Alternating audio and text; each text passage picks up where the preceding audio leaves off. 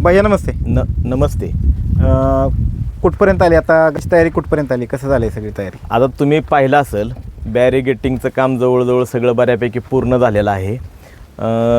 ग्राउंडचं फाट्याही सगळ्या रेडी झालेल्या आहेत. खडे वगैरे कुठं किरकोळ 5-10% होते ते आपण काल महिलांकडनं गोळा करून घेतलेले आहेत. सगळं आता स्टेज रेडी आहे. सगळं बाकीचं अख्खी तयारी पूर्ण आहे. आणि जो पुढचा काय मला ह्यांनी बैलगाडी चालकांनी किंवा काही लोकांनी पुढं थांबण्याच्या दृष्टीने काही विषय जो घेतला होता, तर तो आपण आता हे ग्राउंड तर तुम्ही पाहिलं आहे, पण बॅक साईडला त्या ऊसापर्यंत अख्खं आणि हे जी मका आणि बाजरी आहे पूर्व बाजूला, पूर्व बाजूला, तर तीही त्या मालकांशी मी चर्चा केली, तर त्या मालकांनी तीही रान आपल्याला देऊन टाकलेलं आहे. त्याच्यात अगदी त्या मक्केत बाजरीत गाड्या गेल्या तरी त्यांची काही हरकत नाही. त्यांनी ती म्हणजे पूर्ण त्यांनी आपल्याला आपल्या विनंतीला मान दिला आणि त्यांनी ते क्षेत्रही आपल्याला म्हणजे दिलेलं आहे की तुम्ही त्यात गाड्या जरी गेल्या तरी आमचा काही नुकसान भरपाईचा किंवा काही विषय राहणार नाही असं त्यांनी स्पष्ट सांगितलं आहे. आता काल बरेचसे व्हिडिओ तुमचे सोशल मीडियावरती व्हायरल झाले, खडे वेचतानाचे हे ते. किती वेळ लागला साधारणतः सगळं कालचं काम आटपायला? नाही, काल पाहिलं ना तुम्ही, एक 6-7 महिला होत्या आणि जवळजवळ एक 25-30 मुलं होती. काल दिवसभर त्यांनी खडा सगळा ग्राउंडवरचा व्यवस्थित गोळा केला. आणि आता जर ग्राउंड पाहिलं तुम्ही तर एकदम एकसारखं सगळ्या दोरीत तासं दिसतात. काय आता ड्रोनचे व्हिडिओ जे आम्ही ग्रुपवर टाकलेले आहेत. आणि पूर्ण आता म्हणजे ग्राउंड आत्ता अख्खं कुठंही काहीही अडचण अशी राहिलेली नाही. गोजूबावीचं ग्राउंड होतं त्याच्यापेक्षा हे ग्राउंड आपण अतिशय चांगल्या पद्धतीने केलेलं आहे. आता या मैदानासाठी कोणकोणत्या भागातून तुम्हाला बैलगाडी चालक मालकांचा फोन आलेले आहेत की आम्ही येतोय म्हणून? नाही, आता तुम्हाला सांगतो, संभाजीनगरच्या काय गाड्यात आत्ता ऑलरेडी आलेल्या आहेत. बुलढाणा भागातून किंवा नाशिक भागातूनही आत्ता गाड्या आलेल्या आहेत. आत्ता त्या भागातल्या बऱ्याचशा गाड्या म्हणजे माझ्या हिशोबाने 100-150-200च्या आसपास गाडी त्या भागातली आत्ता आपल्या ह्याला उतरते. मागचा जो त्यांना अनुभव पाहायला मिळाला गोजूबावीचा चांगल्या पद्धतीचं मैदान, त्यामुळे त्या भागातून मोठ्या प्रमाणावर गाड्या यायला लागलेल्या आहेत. आणि कराडचं जवळजवळ कराड भाग असेल किंवा सातारा जिल्हा, सांगली जिल्हा, सोलापूर जिल्हा, ह्या सगळ्या आणि आपला पुणे जिल्हा, या सगळ्याही जिल्ह्यातून म्हणजे मोठ्या प्रमाणावर गाड्या येतील मला खात्री आहे. कारण मैदान हे चांगल्या पद्धतीने त्या सगळ्याला माहिती आहे की आपण मैदान हे रितसर करतो. आणि रानातलंही आता सगळीकडं व्हिडिओज व्हायरल झालेले आहेत, त्यामुळे लोक नक्की गाडी चांगली मोठ्या प्रमाणावर येईल. आपले आदरणीय शेवाळे आबा आणि वाईचे विलास पैलवान यांचे काय मार्गदर्शन किंवा सूचना आलेत का तुम्हाला? माझं आज सकाळीच बोलणं झालं. म्हणजे जे बैलगाडी संघटनेचे जे हे प्रमुख आहेत यांच्याशी सकाळी बोलणं झालं. आणि मी त्यांना जवळजवळ आता मी आज सगळ्यांनाच मी दुपारून कॉलही करणार आहे परत, की हे सगळे प्रमुख जे आहेत त्यांनी सगळ्यांनी ह्या मैदानाला यावं. काय नियम अटी त्यांनीही इथं म्हणजे जे काय होतं ह्या मी बघतोय ग्रुपमध्ये किंवा ह्याच्यात थोडी चर्चा होत असताना इकडं वेगळे तिकडं वेगळं नियम अटी का असं तसं थोडीशी चर्चा होती. तर मी त्यांनाही सगळ्यांना रिक्वेस्ट केली की तुम्ही या, मला मैदान पारदर्शक करायचं आहे. मी काचेच्या भांड्यात चिठ्ठ्या टाकणार, तुमच्यासमोर सगळ्यांनी कुणी चिठ्ठ्या येऊन उचलाव्यात, माझा काय त्याला विरोध नाही आहे. आणि जे नियम अटी मी काय सांगितलेले आहेत त्याच्यात तुम्हाला कुणाला काय अजून वेगळ्या काय अजून त्यात नियम अटी सांगायचे असतील सांगून एकदाच ते कायमच्या म्हणजे त्या नियम अटी आपल्या पश्चिम महाराष्ट्रासाठी डिक्लेअर म्हणजे तुमच्या मैदानातच त्याची घोषणा? हो, त्याची घोषणा उद्या ते बऱ्यापैकी सगळी करतील. ते आता परवानगीची प्रोसेस कुठपर्यंत आली? आपली परमिशन झालेली आहे. आता मुलं आपली परमिशन आणायलाच गेलेत, सही झालेली आहे प्रांतांची. कधीपर्यंत टाकताल ते सोशल मीडिया? 12-1 वाजेपर्यंत सोशल मीडियावर येईल परमिशन.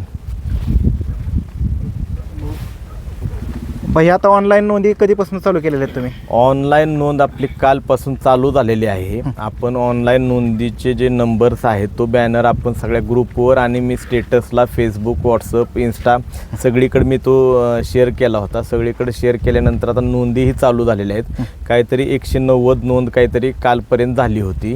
आता आज सकाळपासूनचं काय अजून मी आढावा घेतलेला नाही, पण नोंद आत्ता चालू आहे. तर माझी उलट बैलगाडी मालकांना एक विनंती राहील की सगळ्यांनी मोठ्या प्रमाणावर आपली गाड्या नोंद करून घ्या ऑनलाईन. कारण मैदान हे मी जसं पहिल्यापासून सांगत आलो आहे म्हणण्यापेक्षा माझं काय मत आहे माहिती आहे का, की 8 वाजता आपल्याला मैदानच चालू करायचं. ते जे ऑनलाईन ज्यांनी नोंदी केल्या त्यांना काय आव्हान करणार? ऐका ना, ऑनलाईन ज्यांनी नोंदी केल्यात त्यांनी म्हणजे 7-7:30 वाजेपर्यंत इथं ग्राउंडवर कसं पोहोचाल, 1 तासभराचं बैलाला रेस्ट कशी होईल ह्या दृष्टीने तुम्ही या. आणि ऑनलाईन जरी नोंद झाली असली किंवा जरी ऑनलाईन ज्यांनी नोंदी करणार नसतील, समक्ष आल्यावर नोंदी करणार असतील, त्यांनाही माझी विनंती राहील की तुम्ही लवकरात लवकर येऊन गाड्या तुमच्या नोंद करा. 8ला आपल्याला मैदान चालू करायचं. आणि मी मागच्या मुलाखतीत जसं सांगितलं की मी कोणीही प्रमुख अतिथी इथं बोलवणार नाही. आपले जे झेंडापंच आणि समालोचक आहे आणि काय आपले प्रमुख आहेत त्यांच्या हस्तेच इथं नारळ फोडून मी मैदानाची सुरुवात करणार आणि त्यांच्याच हस्ते बक्षीस वितरण करणार आहे. त्याच्यामुळं आपल्याला 8 वाजता म्हणजे 8 वाजता मागच्या गोजूबावी प्रमाणे फेरा आपल्याला पहिले 5 फेरे पळायला जातील. त्यानंतर 10-10 गट खाली जातील आणि 12 वाजायच्या आत 50 फेरे आपण पळवणारच. आणि 50 फेरे हे मी 12 वाजेपर्यंत पळवणारच. त्यानंतर मी जे नियम अटींचं काय आत्ता म्हणजे मी अगदी ह्याच्यातही टाकले, ग्रुपवरही मी ते एक बॅनर बनवून टाकलेला आहे. तर त्याच्यात काय लोकांचं थोडा अजून संभ्रम होतो आहे की बाबा जी लॉबीचा जो विषय आहे, तर लॉबीच्या विषयात मी अजून पण मी ते क्लिअर करतो की आपण जी तासं टाकलेली आहेत त्या तासात समजा टांग गेलं किंवा त्या तासात बैल गेला, त्या तासातून पळाला आणि वर आला तर तो त्या गाडीला निकाल, समजा पुढं गाडी बसली तर त्या गाडीला निकाल दिला जाईल. मग तास बदलून जर तो बैल किंवा त्याचं टांग पलीकडं जर गेलं तर त्या गाडीला निकाल दिला जाणार नाही. आणि दुसरी गोष्ट मी परत तोच उल्लेख करतो की शासनाने जे नियम घालून दिलेले आहेत त्याच्यात म्हणजे तुमचं फोकाने मारणं, शिपूट चावणं किंवा हातात अंगठी, खिळ्याची अंगठी घालणं किंवा काय असं जर कोणी जरी आढळलं त्या पद्धतीचं, समजा गाडी तो लॉट पळून आला, समजा तसं घडलं आहे त्या ह्याच्यातून तो लॉट पळून आला आणि दुसरा लॉट समजा पळून आला आणि तोपर्यंत जर एखाद्या खालून यायला जो टाईम लागतो, समजा गाडी सोडून येणाऱ्या जे सुट्टी मेकर्सना टाईम लागतो, त्या पिरियडमध्ये त्यांनी म्हणजे एक फेरा समजा 4था फेरा पाळला आहे, 4थ्या फेऱ्यात ते घडलं आहे आणि 5वा फेरा पाळला आणि तोपर्यंत जर तो विषय जर माझ्यापर्यंत आला तर मी त्या समजा किंवा माझ्यापर्यंत किंवा पंचांपर्यंत येऊन द्या, आला ऑब्जेक्शन कुणाचं जरी आलं किंवा पंचांच्या जरी निदर्शनात आलं तर ती गाडी बाद केली जाईल. त्या गाडीला निकाल दिला जाणार नाही. काय जरी झालं तरी ती गाडी बाद केली जाईल. त्यामुळं ऑब्जेक्शन पण तुम्ही त्याच वेळेत घ्या. नाहीतर तुम्हाला मी मागच असं म्हणलं की समजा 4था फेरा पळला आहे आणि ऑब्जेक्शन घ्यायला तुम्ही 7व्या, 8व्या, 9व्या फेऱ्यात किंवा 10व्या फेऱ्यात किंवा सीमीला याचाल, चालणार नाही. ते ऑब्जेक्शन आम्ही ग्राह्य धरणार नाही आणि त्यात काय बदल आम्ही दिलेल्या निकालात परत बदल करणार नाही. त्यामुळे ह्या गोष्टीचं सर्व बैलगाडी मालकांनी त्याचं हे करा. आणि माझं ड्रायव्हर लोकांना विनंती राहील, अरे तुम्ही त्यांना पण जीव आहेत, जनावरांना पण थोडं म्हणजे वागताना व्यवस्थित वागा, नियमांचे काटेकोर पालन करा आणि व्यवस्थित तुम्हाला आता तुमच्या ड्रायव्हर संघटनेची हे आली किंवा पुढचं रान थोडं हे करा. मी तेही रानाचं आम्ही मालकांशी चर्चा करून ते जवळजवळ आता 1000 फूट थांबायला आता मोकळं पटांगण आहे, पुढं कुठंही आता अडचण ठेवलेली नाही किंवा काही नाही. तेव्हा तुम्हीही आम्ही तुमच्यासाठी हे करतोय, तुम्हीही काय गोष्टीचे पत्ते पाळा आणि मैदान हे व्यवस्थित होण्याच्या दृष्टीने मला सहकार्य करा.